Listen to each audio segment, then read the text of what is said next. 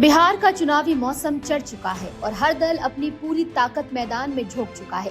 लेकिन अगर कोई एक चेहरा जो पूरे परिदृश्य पर छाया हुआ है तो वो है प्रधानमंत्री नरेंद्र मोदी का।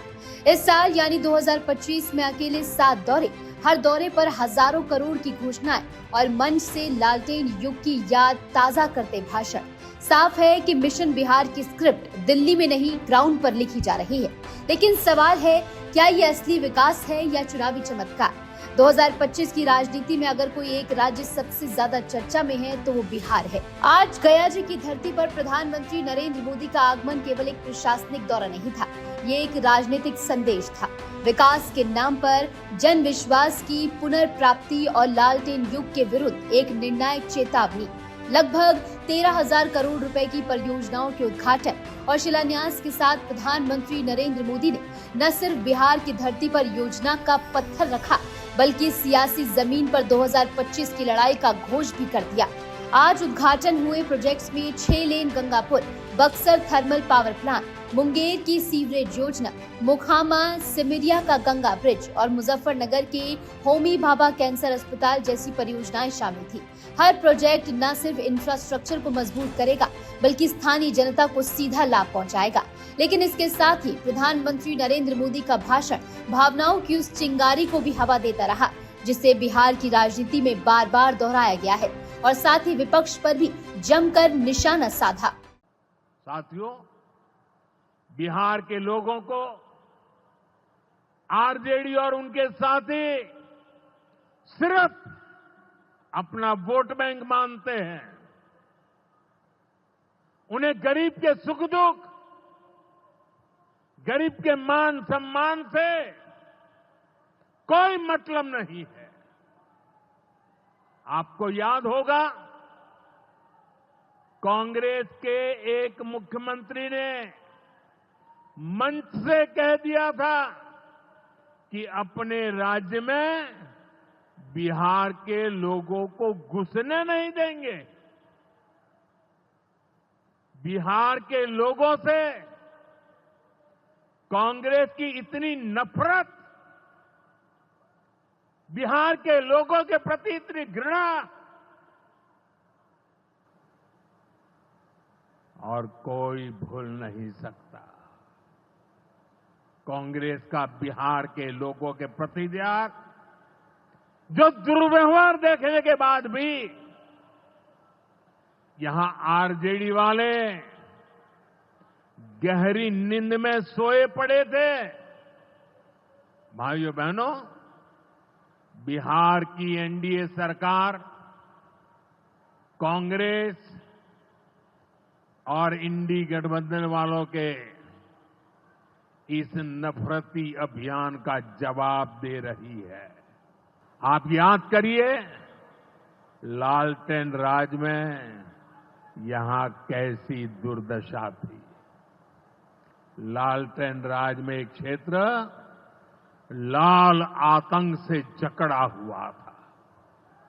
माओवादियों की वजह से शाम के बाद कहीं आना जाना मुश्किल था।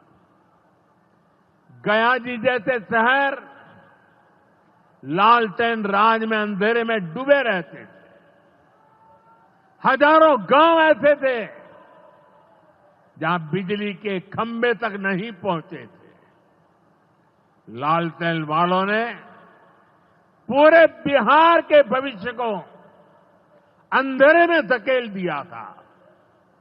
न शिक्षा थी, न रोजगार था।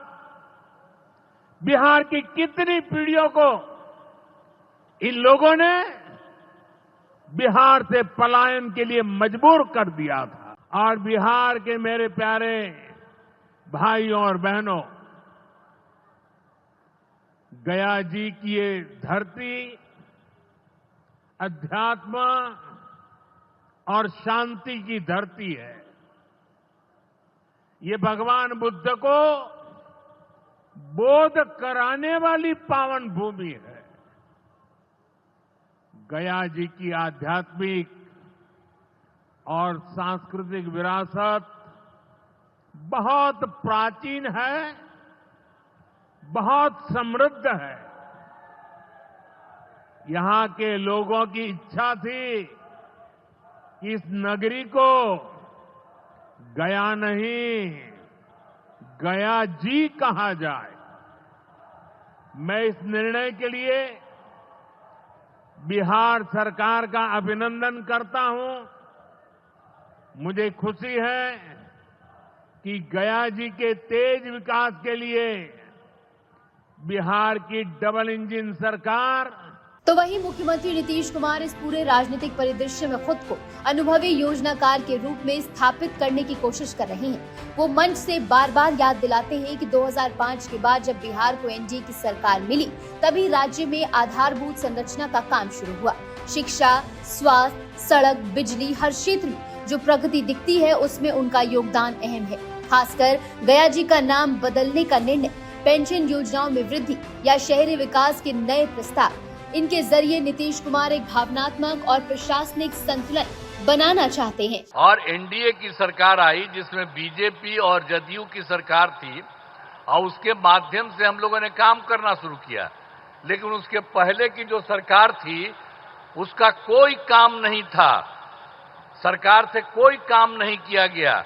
लेकिन हम लोगों की जब सरकार आई तब से हम लोगों ने एक एक काम करना शुरू कर दिया और पूरे बिहार में।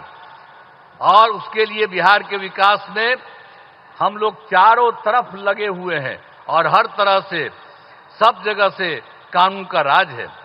अभी एक चीज आपको बता देना चाहता, सभी क्षेत्रों में तेजी से विकास हो रहा है, चाहे शिक्षा हो, स्वास्थ्य हो, सड़क हो, बिजली हो, सभी काम हो रहे हैं। हाल ही में कुछ नए बाकी जो सब काम हम लोग करवा ही रहे हैं, लेकिन अभी हाल ही में कुछ और भी काम करवाए हैं। बिहार के डिप्टी सीएम सम्राट चौधरी आंकड़ों के जरिए एक बड़ा नैरेटिव खड़ा कर रही हैं। आज देश के यशस्वी प्रधानमंत्री जी लगातार 2024 से मैं देख रहा हूं, लगातार बिहार की यात्रा करके बिहार के विकास को आगे बढ़ाने का काम पिछले 1.5 वर्षों में आदरणीय प्रधानमंत्री जी ने बिहार में आकर लगभग 1.25 लाख करोड़ रुपया के राशि का उद्घाटन और शिलान्यास करने का काम किया। साथियों, 2025 में प्रधानमंत्री नरेंद्र मोदी के अब तक के 7 दौरों को अगर आप सिर्फ सरकारी यात्राएं मानते हैं तो शायद आप इस चुनावी स्क्रिप्ट की असली भूमिका को समझ नहीं पाए हैं। ये दौरे ना तो अचानक हुए, ना ही बेमकसद।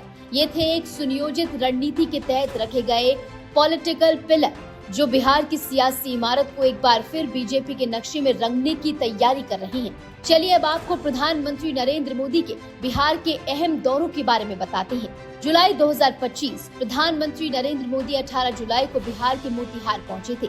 यहां उन्होंने 7,217 करोड़ रुपए से ज्यादा की योजनाओं का तोहफा देकर मिशन चंपारण को साधने की कोशिश की। जून 2025 प्रधानमंत्री मोदी 20 जून को भी बिहार के सिवान पहुंचे थे। इस बार उन्होंने 5,700 करोड़ की विकास परियोजनाओं का उद्घाटन किया था, जिसमें रेलवे, जल और बिजली से जुड़ी योजनाएं शामिल थी। मई 2025 प्रधानमंत्री मोदी मई में भी बिहार पहुंचे थे। तब उन्होंने बिहार को 50,000 करोड़ की परियोजनाओं की सौगात दी थी। 29 मई को बिहार की राजधानी पटना पहुंचे प्रधानमंत्री नरेंद्र मोदी ने पटना एयरपोर्ट, एनटीपीसी बिजली परियोजना और ग्रीनफील्ड एक्सप्रेसवे जैसी कई योजनाओं की शुरुआत की।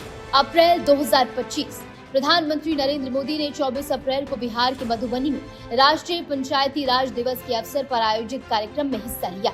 यहाँ उन्होंने 13,480 करोड़ रुपए से अधिक की विकास परियोजनाओं का उद्घाटन किया। साथ ही बिहार में अमृत भारत एक्सप्रेस और नमो भारत रैपिड रेल को हरी झंडी दिखाई। फरवरी 2025 प्रधानमंत्री नरेंद्र मोदी ने इस साल फरवरी में अपना पहला बिहार दौरा किया था, जिसमें 24 फरवरी को उन्होंने भागलपुर से प्रधानमंत्री किसान सम्मान निधि योजना की किस्त जारी की थी। अब अगस्त में गया जी की यात्रा इस पूरे अभियान की सबसे भावनात्मक और तीव्र राजनीतिक यात्रा बन गई है। इन 7 दौरों में एक पैटर्न साफ दिखता है कि हर यात्रा में एक नया क्षेत्र, एक नया वर्ग और एक नया संदेश। किसी दौरे में किसान, किसी में नौजवान, किसी में पेंशनधारी, तो किसी में धार्मिक आस्था का स्पर्श। लेकिन मकसद एक, बिहार की 2025 की जंग को पूरी तरह से अपने पाले में करना।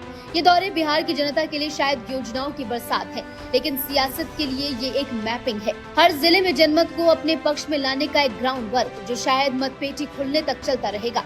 बिहार का महासमर शुरू हो चुका है, लेकिन इसकी दिशा अब भी तय नहीं है। सियासी वादों की बौछार में, योजनाओं के तर्कों में और भाषणों की गूंज में जनता को खुद तय करना है किसके साथ है बिहार। और जब सियासत का शोर थमेगा, वोट डलेंगे और नतीजे आएंगे, तब यही सवाल सबसे बड़ा होगा कि बिहार ने किसे चुना, वादों को या काम को, चेहरे को या गठजोड़ को। Bureau report, RN TV।